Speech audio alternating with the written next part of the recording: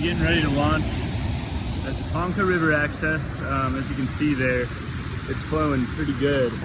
I talked with the rangers at the BOC and they said that they think there's a clog back there that's causing the water to go over. Because if you know this area, you know that's a lot of water for the Buffalo River, relatively, for paddling. Here's the rig though. I got 5 gallons of water up at the very front to try to, since it's just me paddling, put a lot of weight in the front, so I'll be in the back there. So all my gear is kind of bunched up there. Should be about 100 pounds or so. So yeah, looking forward to a good flow. We just got 2 inches of rain last night after like 25 inches of rain last weekend. So the river was up and just got a little refreshed. This creek has started to get a lot of debris from that 2 inches we just got this morning, like at an hour.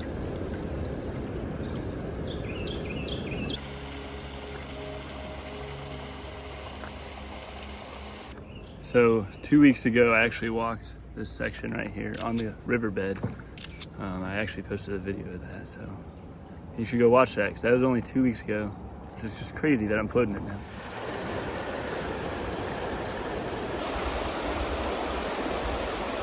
This is an area here they warned me about. The flooding kind of drove 3 channels down this area. One over there, one here, one there. Said we'd have to probably portage this because it's too shallow with 3 channels. All because of that flood.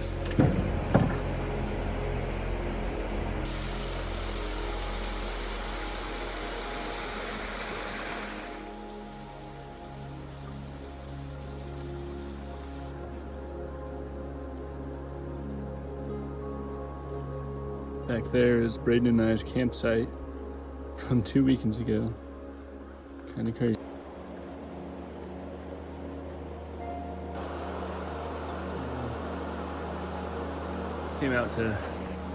Came out to scout this rapid down here. It's kind of fun, might as well. Some of the channels right now have been widened by the flood, so the lines aren't always as deep as they used to be.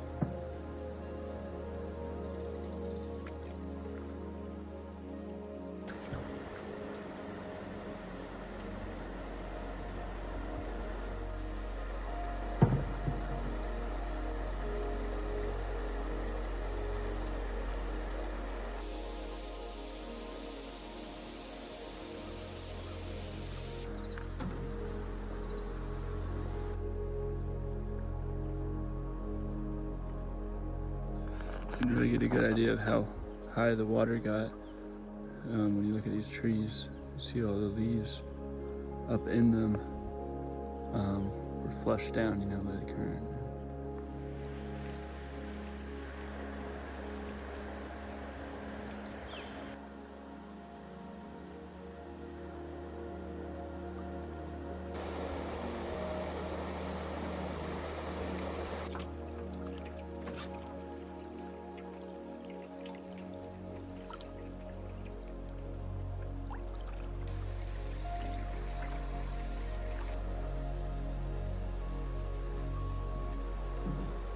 Here's the area where Braden and I camped 2 weekends ago.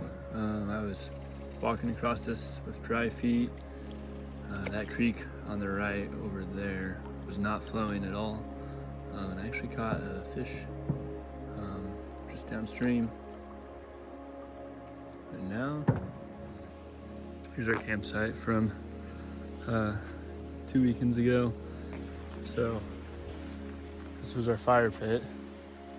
And then if you look up in the trees here, you can see how the leaves that were in the water current got stuck on the trees and the branches all the way up in here, up to there. So this whole area was just underwater, which is insane. I really can't even imagine it. This creek was not flowing at all. Obviously, no creeks were. This is the area we walked across to filter water. Just just amazing, something crazy.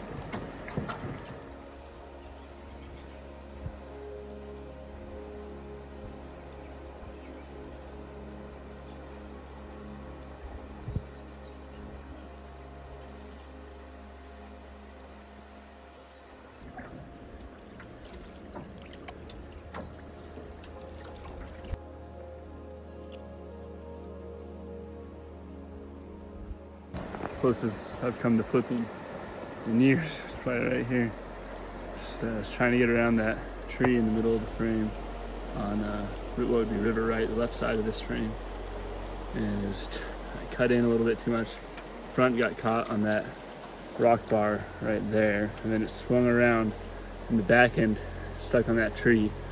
So I was pinned, almost flipped.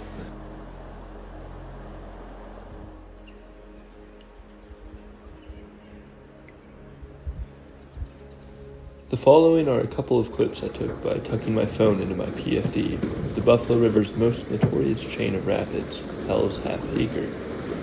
This extended rapid chain is known for its sharp turns, boulder-filled channels, and strong currents that often challenge paddlers. Here we go. Innumerable paddlers have flipped their boats here, especially at higher water levels when the waves really get chunky.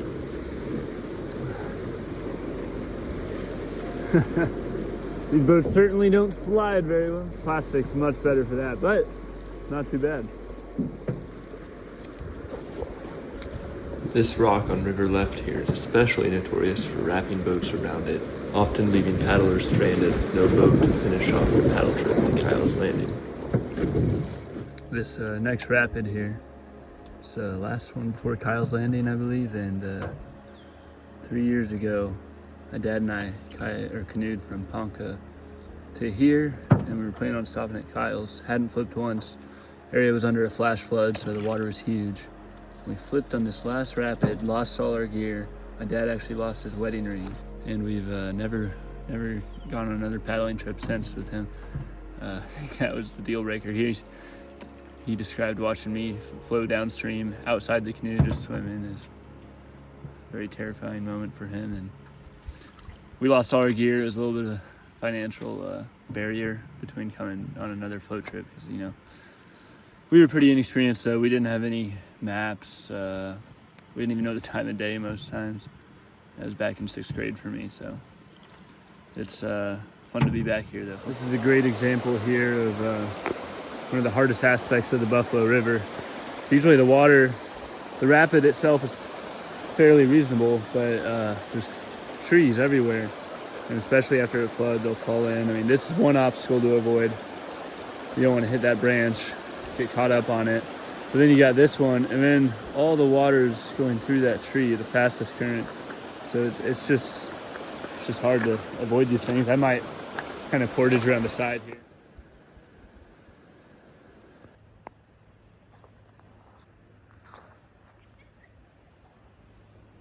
Here's the main bathroom at Ponca. And you can see right there is the water debris line. The river's all the way down there. Since my departure earlier in the morning, the Buffalo River had already risen from 460 CFS to 625 CFS, with more coming thanks to the morning's rain.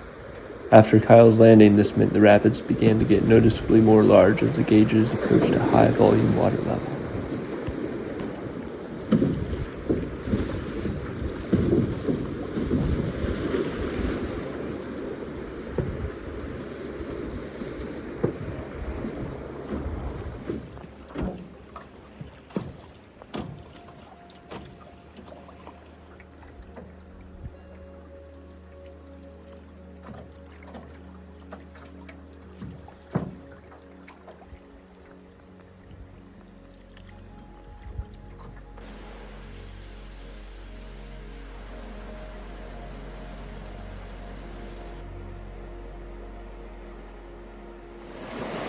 Here's another really bad strainer. Oh my gosh. I guess it was this tree here that closed it off completely. But I mean, I probably could have made it through there. It's just not really. I mean, maybe it is worth it because I don't see a way around with.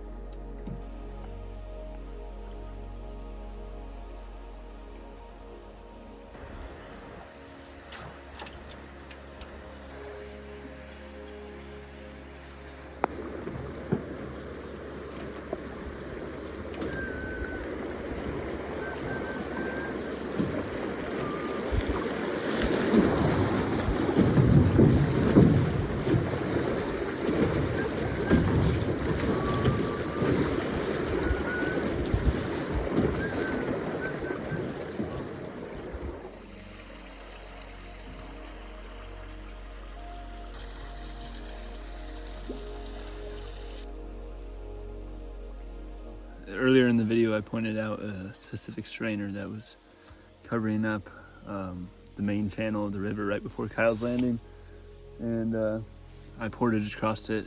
Then when I was at Kyle's Landing, I met a couple guys on kayaks that had actually flipped there because they tried to run it, got caught up on a branch, flipped, and then one of them actually went under the log in the river, went under it briefly, and fortunately came back up. But that's how a lot of people die on this river, is getting caught in those strainers. So they ended their trip early just because they didn't want to deal with.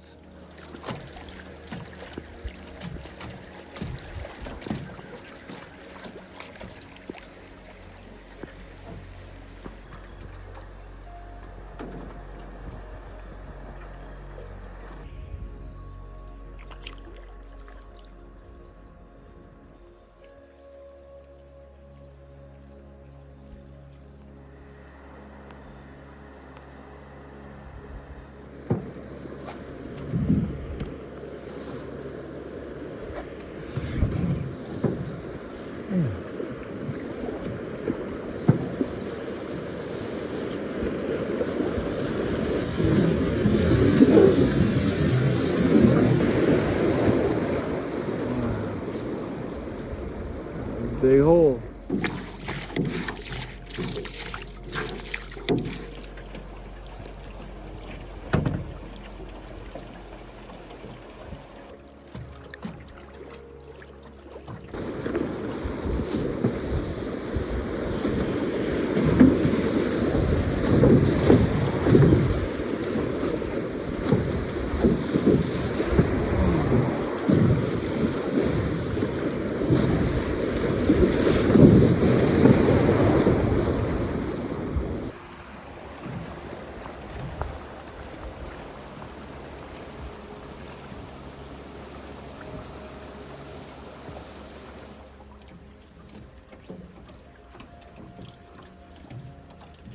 Yeah.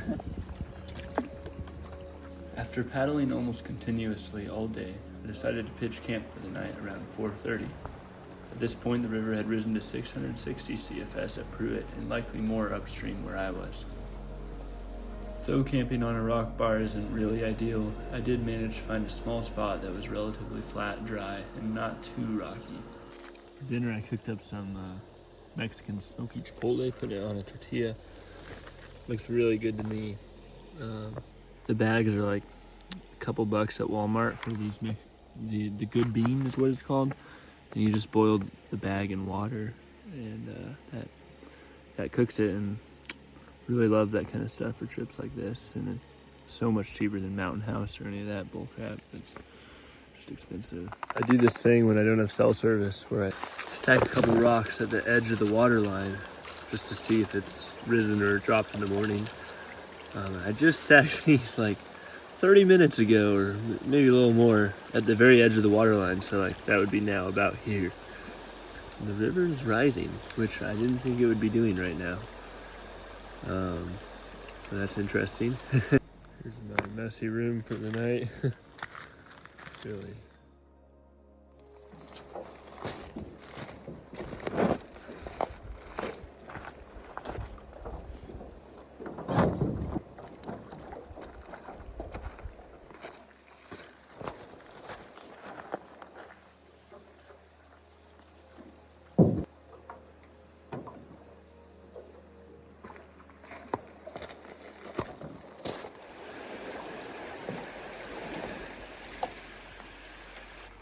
All right, it's about 16 minutes till sunrise.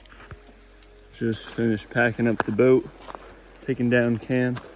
And yeah, it's a pretty foggy morning. If it wasn't so foggy, I'd probably leave right now, but I think I'm gonna wait for just a little bit more light so I can see what's going on downriver a little more.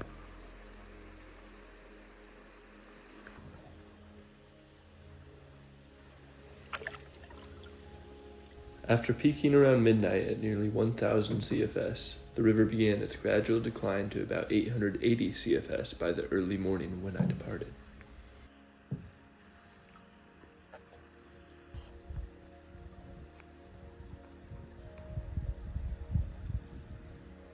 Pretty eerie. I can hear the rapid coming up, but I can't really see. I just hear it, and I see that little island. It looks wider to the right.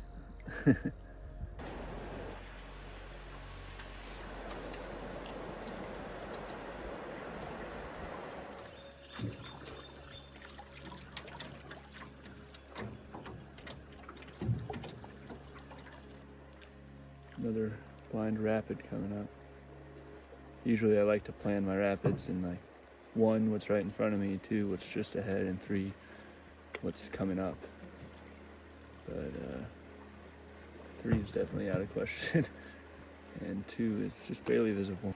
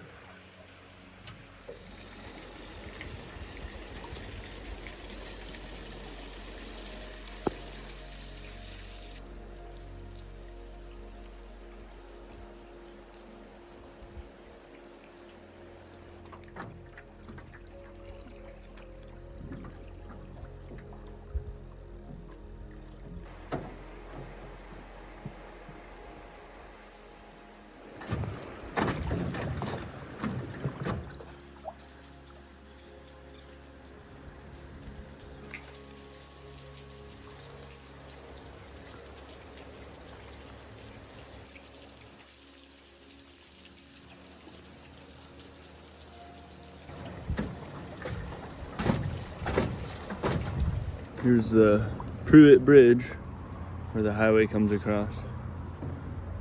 I guess the takeout in Pruitt is just downriver. Here's the Pruitt takeout parking lot. Road down to the river is actually pretty bad shape.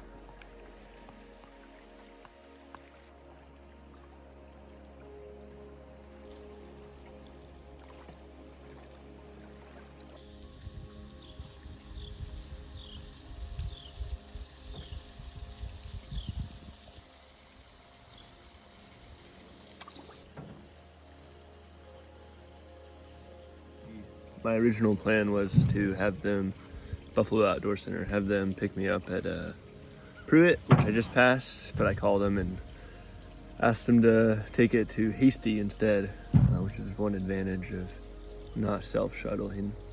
It's about a $97 shuttle total, so not bad, but not great either. I mean, if you can self-shuttle, it's probably better.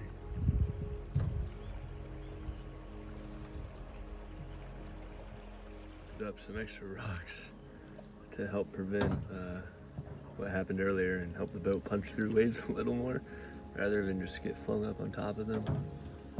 But yeah, I guess I drank a lot of water, so I probably lost a lot of weight as far as the boat goes.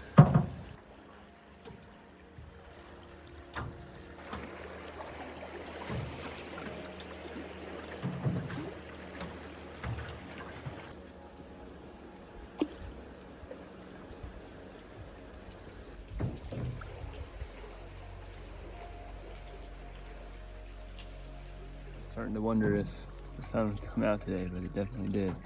It's warming up quick. Burn off that fog, and I can actually see the river now. But it is kind of...